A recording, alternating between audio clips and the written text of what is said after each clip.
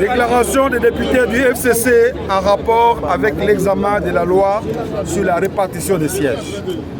Nous, députés nationaux, membres du Front commun pour le Congo, FCC en sigle, réunis ces jours, avons examiné la situation générale du pays et particulièrement l'évolution du processus électoral.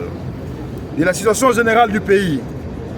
S'agissant de la situation générale du pays, l'opinion nationale et internationale retiendra que celle-ci est caractérisée notamment par l'incapacité notoire du pouvoir en place de préserver l'intégrité du territoire national et d'assurer la sécurité des personnes et de leurs biens, tant dans la partie Est, Ituri, Nord Kivu, Nord Katanga, à Kabambar et dans les Maniema, Ango dans les Bazouélé, que dans la partie Ouest, territoire de Kwamut dans les Maïndombe, Buchongo dans les Kwango, Bagata dans les Kwilu, Madimba dans le Congo central, etc. Et plus grave, à Kinshasa, capitale et siège des institutions de la République. L'abandon d'une bonne partie de la République entre les mains des forces étrangères, conséquence d'une diplomatie irréfléchie. Violation flagrante, manifeste et récurrente des droits fondamentaux reconnus à tout être humain, à la presse, à l'opposition et à la société civile, droits consacrés par la Constitution et les instruments juridiques internationaux dûment ratifiés par la République démocratique du Congo, notre pays. Appareil judiciaire à la solde du régime Tshisekedi, insécurisant les justiciables. C'est ici l'occasion d'interpeller la communauté internationale, d'être impartiale en sanctionnant les commanditaires et les exécutants de ces violations. La dégradation de la situation sociale et économique du pays, caractérisée par la chute vertigineuse du franc congolais, face à une flambée des prix entraînant une perte de pouvoir d'achat comparable au pire moment de l'histoire de notre pays.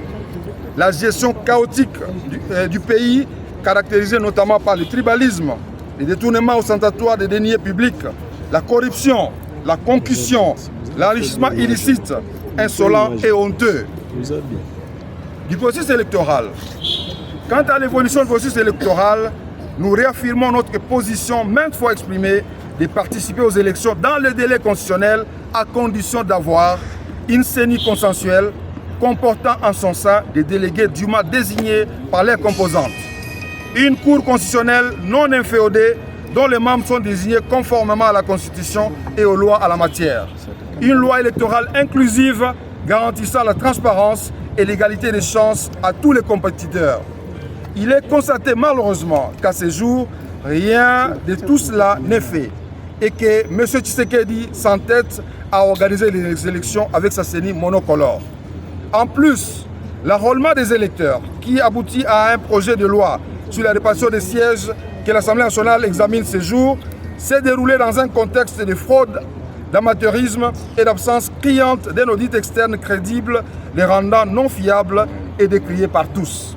En effet, la cartographie électorale, la distribution des kits d'enrôlement se sont réalisées sans tenir compte de la démographie et de la superficie des circonscriptions électorales, de sorte que les circonscriptions électorales sous-peuplées se sont vues augmenter les kits et par conséquent du nombre de sièges.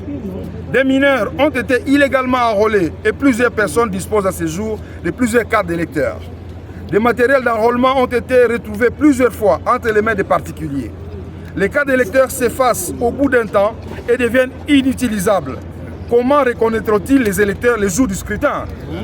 Tout ceci démontre le caractère peu fiable du processus électoral qui présage des élections chaotiques et frauduleuses dans le pays. Fort de ces constats, plusieurs acteurs politiques de la société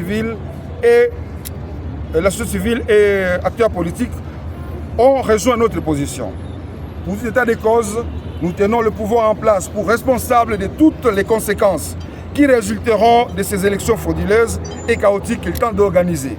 Par conséquent, les députés membres du Front commun pour le Congo décident de ne pas accompagner la dictature de M. Tshisekedi ni les hold-up électoraux qu'il a déjà planifiés et ne vont donc pas participer à l'examen et au vote d'un projet de loi déjà biaisé et corrompu aux conséquences dramatiques et incalculables sur l'avenir de notre démocratie et de la République. Fait à Kinshasa le 29 mai 2023, les signataires. Oh là là. là là.